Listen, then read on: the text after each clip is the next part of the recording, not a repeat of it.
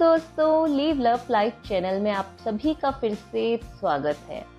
दोस्तों, आशा करती हूँ कि इससे पहले वाले व्लॉग्स आपने हमारे देखे होंगे, जिसके अंदर हमने बेंगलोर से मदुरई, रामेश्वरम और कन्याकुमारी का रोड ट्रिप किया था। उसके रिगार्डिंग मैंने सेपरेट वीडियोस अपलोड किए हैं। इस वीडियो के अंदर मैं आप सभी को बताने वाली हूँ कि अगर आप ऐसा रोड ट्रिप प्लान करते हैं तो लगभग उसका कुल खर्चा कितना रहेगा, कितना टाइम आपको उसके लिए चाहिए, कौन कौन सी आइटनरीज आप कवर कर सकते हैं, बेस्ट टाइम इन जगहों को घूमने का कौन सा हो सकता है, कहाँ रुके, कैसे पहुँचे और किस तरीके से अपना शेड्यूल मेंटेन करें, पैकिंग कैसे कैसे करनी है, किन किन बातों का ध्यान रखना है, ड्रेस कोड क्या है और वहाँ जाते वक्त आपको कौन सी चीज़ ज़रूरी चाहिए जो आप अपने साथ कैरी करें। इसके अलावा अगर आप तमिलनाडु के किसी एरिया में घूमते हैं तो वो कौन सी ऐसी चीज़ें हैं जो आपको ज़रूर से ज़रूर देखनी है और आपको तमिलनाडु में ही देखने को मिलेंगी। तो ये सभी डिटेल्स जो हैं मैं आपको इस वीडियो में देने वाली हूँ। तो इस वीडियो को शुरू से लेकर एंड तक ज़रूर देखिएगा, ज़रूर सुनिएगा और आपको ये वीडियो कैसा लगे ये हमारे कमेंट सेक्शन में कमेंट करके बताइएगा। अगर अच्छा लगे तो एक लाइक ज़रूर कर दीजिएगा। तो आइए शुरू करते हैं। दोस्तों, सबसे पहले हम बात करते हैं कि साउथ इंडिया घूमने का बेस्ट टाइम कौन सा है। वैसे तो साउथ इंडिया बहुत ही खूबसूरत है, इसकी सीनिक ब्यूटी आप किसी भी टाइम देखिए उस वक्त आप इसको एंजॉय कर सकते हैं। लेकिन जो प्रेफरेबल टाइम बताया जाता है वो है अक्टूबर से फरवरी तक का। तमिलनाडु में बहुत गर्मी होती है तो अक्टूबर में भी थोड़ी गर्मी रहती है और फरवरी में भी थोड़ी बहुत गर्मी ज़रूर होती है। तो अगर आप लोगों को गर्मी बिल्कुल भी नहीं पसंद है तो बेटर कि आप नवंबर, दिसंबर एंड जनवरी का प्रोग्राम बनाइए। अदरवाइज ये सभी जगह घूमने का मौसम अक्टूबर से शुरू हो जाता है, जो आप फरवरी मार्च तक आराम से घूम सकते हैं। अब बात कर लेते हैं कि यहाँ पर हम कैसे पहुँचे। अगर आप रोड ट्रिप प्लान करना चाहते हैं वेदर फ्रॉम बेंगलुरु और मदुरई, आप इजीली कर सकते हैं। आप इंडिया के किसी भी लोकेशन में रह रहे हैं तो वहाँ से बेंगलोर और मदुरई दोनों ही हाई कनेक्टिविटी के साथ अवेलेबल हैं। ट्रेन के साथ भी आप कनेक्टेड हैं, बस के साथ भी और फ्लाइट्स के साथ में भी। और अगर आप बाय रोड भी आना चाहते हैं तो NH44 जो है वो पूरा नॉर्थ टू साउथ कनेक्टेड है सिंगल लेन से और बहुत फाइन और अच्छा हाईवे है, तो आप रोड ट्रिप भी लगा सकते हैं। बेंगलोर से मदुरई बाय रोड लगभग 7 घंटे का रास्ता है। अगर आप बीच में ब्रेक लेते हैं और ब्रेकफास्ट करते हैं या फिर डिपेंड करता है आप किस टाइम पर निकलते हैं, तो लगभग आपको पहुंचने में 8 से 9 घंटे आराम से लग जाते हैं। पूरा सिंगल हाईवे है, बहुत अच्छा हाईवे है। 650 से 700 रुपये तक का आपका टोल आराम से लग जाता है, पर आपको रास्ते में बहुत सारी सीनिक ब्यूटीज एंजॉय करने का मौका मिलता है। मदुरई से रामेश्वरम 2.5 से 3 घंटे है और रामेश्वरम से कन्याकुमारी जो है 5.5 से 6 घंटे का रास्ता है।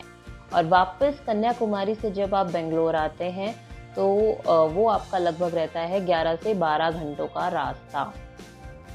सो बेसिकली इस रोड ट्रिप के अंदर जो हमारी कार है वो लगभग 1700 to 1800 किलोमीटर हम लोगों ने ड्राइव किया है। खास बात ये है कि पूरा रास्ता इतना अच्छा है कि जो कार की माइलेज है वो हाईवे पर 26 आ रही थी और सिटीज़ में बहुत ज़्यादा हमें ड्राइव नहीं करना पड़ा। हालांकि सिटीज़ में उसकी जो माइलेज है वो 18 से 20 के बीच में आ रही थी, पर मैक्सिमम जो ट्रेवल है, जो ड्राइव है, वो सारा का सारा हाईवे पे हुआ और बहुत अच्छा था। तो माइलेज हमारी अच्छी रही, तो ऑब्वियसली फ्यूल कंजप्शन जो है वो थोड़ा सा कम हुआ। अब हम जान लेते हैं ड्रेस कोड के बारे में। ड्रेस कोड का जिक्र इसलिए किया गया है क्योंकि जब आप तमिलनाडु के शहरों में घूमने के लिए जाते हैं वहाँ के टेम्पल्स बहुत फेमस हैं और वहाँ पर टेम्पल्स विजिट करने के लिए एक ड्रेस कोड है। लड़कों के लिए रहता है धोती कुर्ता या फिर कुर्ता पजामा और लड़कियों के लिए रहता है सलवार सूट या साड़ी। बेसिकली ये ड्रेस कोड बहुत टाइम से चला आ रहा है, लेकिन जब हम वहाँ पर गए हैं, टेम्पल्स में गए हैं, बिकॉज मैंने इस तरीके का कुछ भी पैक नहीं किया था, then we come to know कि जो बॉयज़ हैं उन्हें वहाँ पर शॉर्ट्स या निक्कर पहनना अलाउड नहीं है। अदरवाइज पैंट शर्ट्स या pant T shirts, jeans, everything is okay. And for girls also आप फ्रॉक या कुछ भी अगर पहनते हैं तो नीचे आपकी पजामी होनी ज़रूरी है। Basically you should be full covered और you should be in ethnic और Indian attire, that's it. Apart from that ये अभी उतना कंपल्शन वाला ड्रेस कोड नहीं है कि आप सूट ही पहनेंगे, आप जींस टॉप भी पहन सकते हैं। दोस्तों, तमिलनाडु में ऐसी गर्मी है जिसमें रहा भी ना जाए और जिसे सहा भी ना जाए। तो ऐसे मौसम के अंदर अगर आपने कट स्लीव डाला या फिर आपने हाफ स्लीव्स की टी शर्ट्स वगैरह डाली हैं तो बाकी पार्ट पर आपको बहुत गर्मी लग सकती है, आपको सनबर्न्स हो सकते हैं, रैशेज हो सकते हैं, टैनिंग हो सकती है। तो आई विल पर्सनली सजेस्ट कि आप जो भी लें वो आप फुल कवर लें, और क्योंकि गर्मी है तो वो ब्रीदेबल होना ज़रूरी है, अदरवाइज़ आपको स्वेटिंग ज़्यादा हो सकती है, आप अनकंफर्टेबल फील कर सकते हैं। तो ब्रीदेबल फुल कवर्ड क्लोथ्स लेंगे तो आपको वो पूरा ट्रिप जो है, आप कहीं पर भी तमिलनाडु में घूमते हैं, आपको फ़ायदा होगा और कंफर्टेबल लगेगा। मदुरई में कौन कौन सी जगह है देखने वाली। हम लोग मदुरई मॉर्निंग में पहुंच गए थे। वहां पर हमने सबसे पहले देखा था कोडालसगर टेम्पल।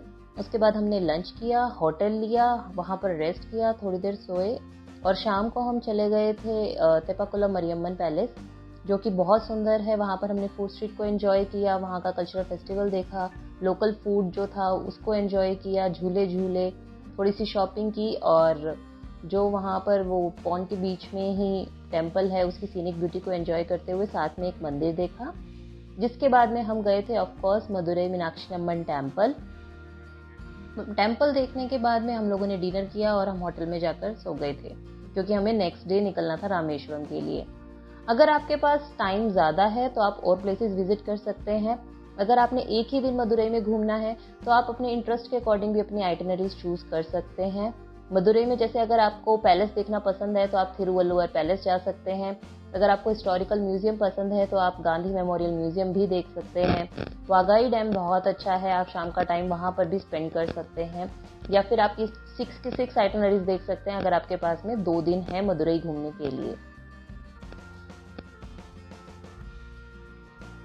तो दोस्तों, नेक्स्ट मॉर्निंग हम मदुरई से सुबह 4:30-5 बजे के करीब निकल गए थे रामेश्वरम के लिए।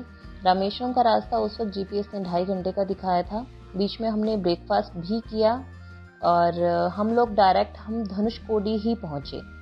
तो धनुषकोडी बहुत अमेजिंग है। धनुषकोडी पहुंचने से पहले ही कुछ किलोमीटर्स पहले आपका पंबन ब्रिज शुरू हो जाता है। हमने सबसे पहले वहाँ के व्यू को एंजॉय किया, उसके बाद हम धनुषकोडी पहुँचे। वहाँ पर हमने बहुत सारा टाइम स्पेंड किया। आपको थोड़ा बहुत लोकल फ्रूट्स और सैलेड्स और इस तरीके की चीज़, फ्रूट्स वगैरह मिल जाते हैं वहाँ पर खाने के लिए। फिर धनुषकोडी से हम लोग गए थे एपीजे अब्दुल कलाम जी के हाउस में, वो भी बहुत ब्यूटीफुल है। उसके बाद हम लोगों ने लंच किया और वहाँ के लिए अपना स्टे हाउस देखा।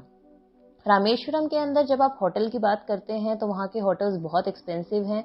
ऑनलाइन जो होटल जैसे दिखाई देते हैं वैसे हमें वहाँ जाकर ऑफलाइन नहीं लगे, और जो प्राइस थे वो ऑफलाइन बहुत ज़्यादा हाई थे। हम लेकिन जो रामेश्वरम है, अगर आप ऑन बजट अपना ट्रिप करना चाहते हैं तो वहाँ पर बहुत सारे आश्रम हैं और ट्रस्ट ने अपने अपने प्लेसेस खोले हुए हैं, तो आप वहाँ पर जाकर स्टे कर सकते हैं। उनका नॉन एसी रूम का जो रेंट है वो 500 रुपीज़ पर डे रहता है, और एसी रूम का जो रेंट है वो 1100 पर डे का रहता है। इसके बाद में हम लोगों ने रेस्ट किया थोड़ी देर, एंड देन हम लोग, बिकॉज 3 बजे खुलता है रामानंद स्वामी टेम्पल, तो हम डायरेक्ट ज्योतिर्लिंग के दर्शन के लिए शाम 3 बजे वहां पर पहुंच गए, और बहुत अच्छे से हमारे दर्शन हुए, बिल्कुल भी भीड़ नहीं थी, और हमने हरे 22 कुंड का स्नान किया और दर्शन किए और बहुत अच्छा लगा हमें। उसके बाद में हमने श्री पंचमुखी हनुमान मंदिर के भी दर्शन किए। नटराज टेम्पल हम गए हैं। अगर आप लोगों के पास में रामेश्वरम में और ज़्यादा टाइम है, आप विभीषण तीर्थस्थलम देख सकते हैं, सीता तीर्थस्थलम, लक्ष्मण तीर्थस्थलम भी है वहाँ पर। गंधमान पर्वत, जहाँ से श्री राम प्रभु ने लंका देखी थी और दूर तक का सारा जो व्यू है वो उन्होंने आंकलन किया था, वहाँ पर श्री राम जी के फुटप्रिंट्स हैं, तो आप वहाँ पर भी उनके पद चिन्हों का दर्शन करने के लिए जा सकते हैं। हम लोगों ने रामेश्वरम में भी एक दिन लगाया था और मदुरई में भी एक ही दिन लगाया था। रामेश्वरम में ये सब घूमने के बाद में डिनर करके हम अपने प्लेस पर आकर सो गए थे, क्योंकि हमें नेक्स्ट डे निकलना था कन्याकुमारी के लिए। दोस्तों, कन्याकुमारी जो है वो अपने ब्यूटीफुल सनराइज के लिए बहुत फेमस है, ब्यूटीफुल सनसेट के लिए फेमस है, त्रिवेणी संगम के लिए, और अपनी जो वो लास्ट एंड है उसकी इटर्नल ब्यूटी के लिए भी वो बहुत फेमस है। कन्याकुमारी देखने के लिए मैं बहुत क्रेजी थी। और बहुत एक्साइटमेंट के साथ हम निकले थे, क्योंकि हमें पता था कि हम अर्ली मॉर्निंग निकल रहे हैं। हम वहाँ से 4-5 बजे रामेश्वरम से निकल गए थे कन्याकुमारी के लिए, और हमारा लगभग 5.5 घंटे का रास्ता जीपीएस ने दिखाया था। तो सनराइज़ हमारा बीच में ही होने वाला था, जिसके अंदर हमें ये फ़ायदा हुआ कि इन बिटवीन ही हमें एक बीच दिखाई दिया जहाँ से हम सनराइज़ का पूरा मज़ा ले पाए। उस बीच पे हमने बहुत ज़्यादा टाइम नहीं लगाया। हम लगभग 6 बजने से 10 मिनट पहले वहाँ पहुँचे थे और 6:10 पर वहाँ सनराइज़ होना था। तो सनराइज़ होते ही हम वहाँ से निकल लिए थे। मीनवाइल हमने ब्रेकफास्ट किया और हम कन्याकुमारी पहुँच गए। कन्याकुमारी पहुँचकर जो सबसे बड़ा चैलेंज हमने फेस किया था वो था फूड का। हमने काफ़ी सारी जगह पर फूड ट्राई किया। वेजिटेरियन फूड बहुत ज़्यादा मिल भी नहीं रहा था, और अगर कहीं मिल रहा था तो वहाँ के मेन्यू में कुछ समझ नहीं आ रहा था, बिकॉज़ हम जिस टाइम पर गए वो उनका लंच टाइम हो गया था। मैं जैसे कि आपको एक बात बताती हूँ, अब लंच टाइम पर वहाँ का मतलब है कि lunch and that will be veg. तो अगर आप वेजिटेरियन हैं और आपको लंच करना है तो आपके पास में बहुत ऑप्शन नहीं रहते। जब हमने वेटर से पूछा कि आपके पास में क्या है, तो उन्होंने कहा only lunch. So I asked कि पूरी भाजी है, तो उन्होंने कहा नहीं, ओनली लंच। तो हमें लगा कि डोसा मिल जाएगा, बट दे सेड कि only lunch. So for lunch they means कि आपके पास में फ्राइड राइस या कर्ड राइस हो सकता है लंच टाइम में। तो कुछ एक स्पेसिफिक रेस्टोरेंट्स ही होते हैं जो इसके अलावा आपको कुछ प्रोवाइड करते हैं। अदरवाइज वहाँ पर लंच टाइम मीन्स कि आपको फ्राइड राइस, कर्ड राइस या फिर जो नॉर्थ इंडियन एक मील होती है उनकी सेट, वो ही मिलेगी, जो बहुत ज़्यादा टेस्ट में बेटर हमें नहीं लगी वहाँ के आसपास के प्लेसेस की। कन्याकुमारी में रहने के लिए आप सबसे पहले ये ज़रूर देखें कि आप जो भी पॉइंट देख रहे हैं वहाँ से आप हिल व्यू चाहते हैं कि सी व्यू, क्योंकि वहाँ पर जिस तरीके से होटल्स और या रिजॉर्ट्स बने हुए हैं वो इस तरीके के दोनों व्यूज़ ऑफर करते हैं। हम सी व्यू लेना चाहते थे। हमने जो रिजॉर्ट लिया था वहाँ से 3 साइड सी व्यू दिखाई दे रहा था। वहाँ से पूरे तीनों सीज जो थे उनके कलर्स डिफ्रेंशिएशन बहुत अच्छे से दिखाई दे रहे थे। एक साइड से सनराइज भी आप देख सकते थे, एक साइड से आप सनसेट भी देख सकते थे। तो बहुत अच्छा लोकेशन था। इस तरह के और भी बहुत सारे रिजॉर्ट्स वहाँ पे अवेलेबल हैं। रिजॉर्ट्स की फुल इन्फॉर्मेशन मैंने अपने पहले वाले ब्लॉग में अच्छे से दी हुई है। अगर आपको देखना हो आप एक बार उस ब्लॉग को ज़रूर चेक कीजिए। कन्याकुमारी में भी आपको आश्रम संस्था मिल जाती हैं, जहाँ पर वही आपका रहता है कि जो नॉन एसी रूम है उसका रेंट आपका 500 रुपीज़ रहता है और एसी रूम्स का 1100 रुपये। हमने सी साइड लिया था और हमारे रूम का पर डे का रेंट था 1500।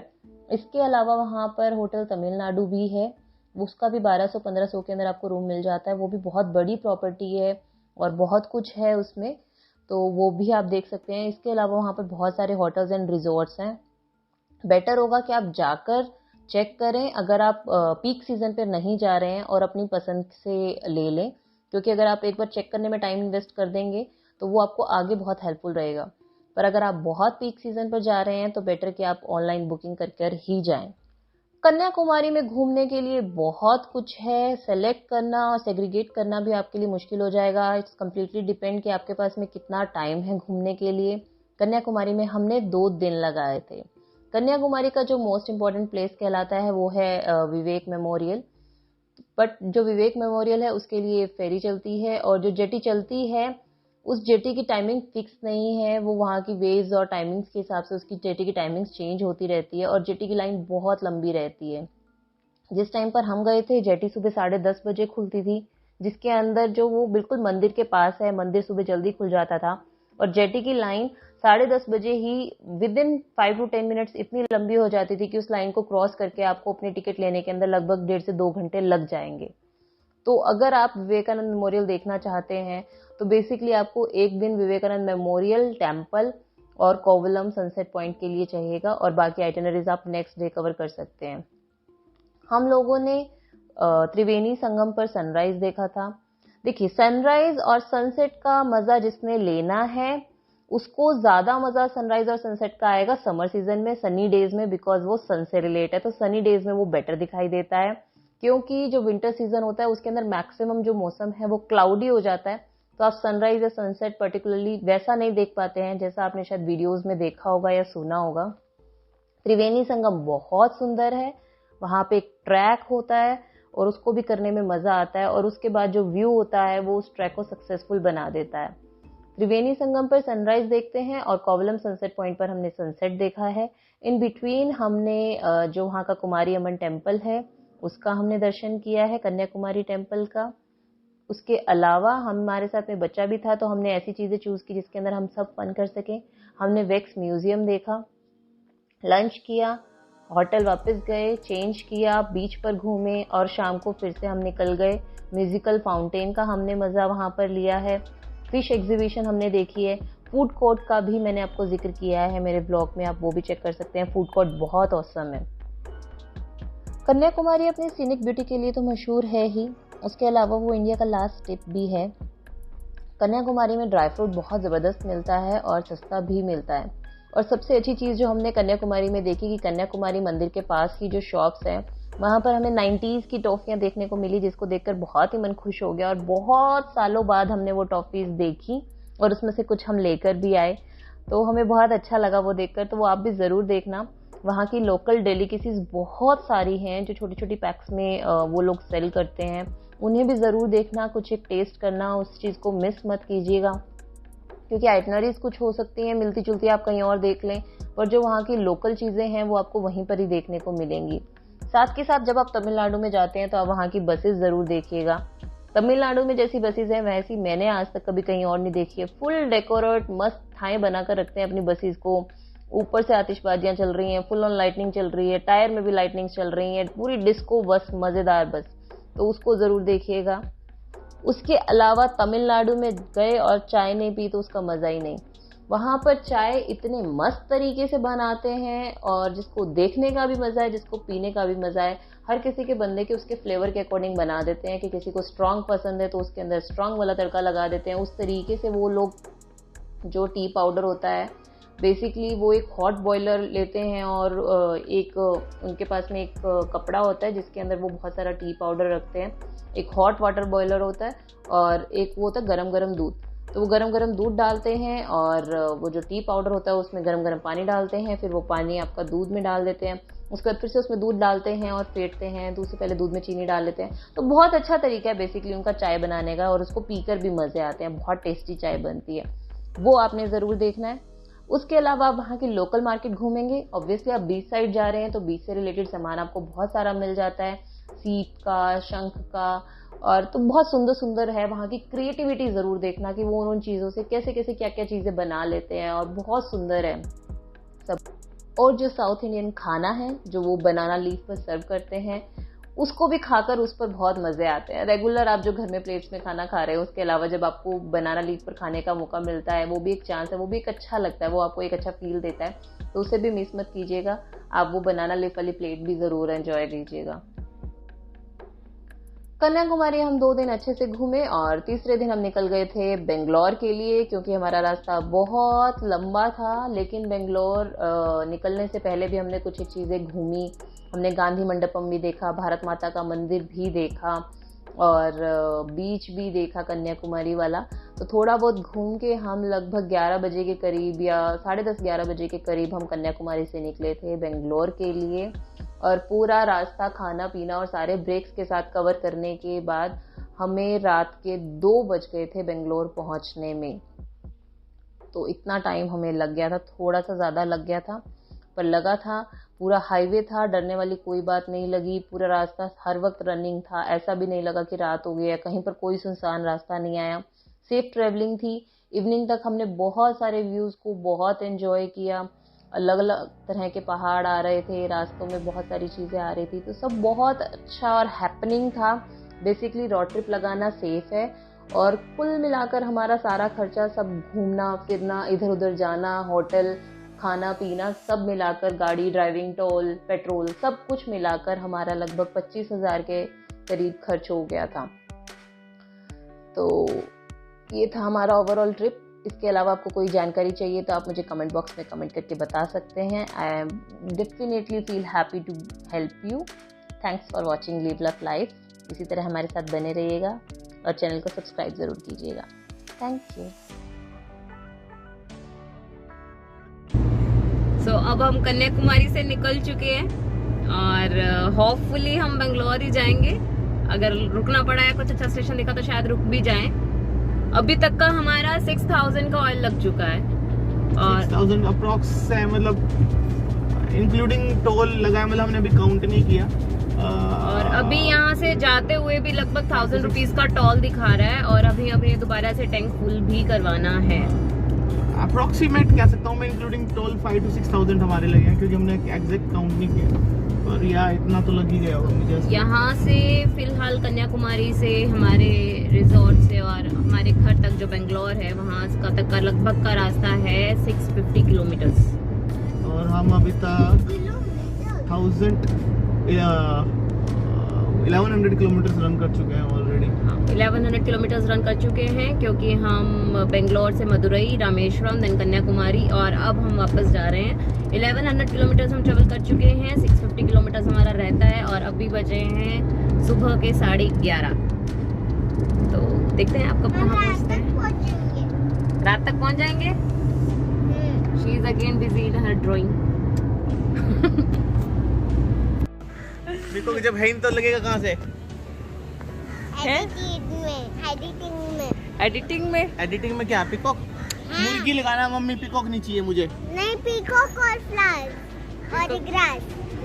ग्रास कहाँ लगानी है? नीचे और वहाँ पे पीकॉक इन दोनों साइड दो और वहाँ पे फ्लावर। इतना सारा क्यों लगाना है? हाँ मम्मी 2 मुर्गी लगानी है, ठीक है? 2 मुर्गी 1 बकरी।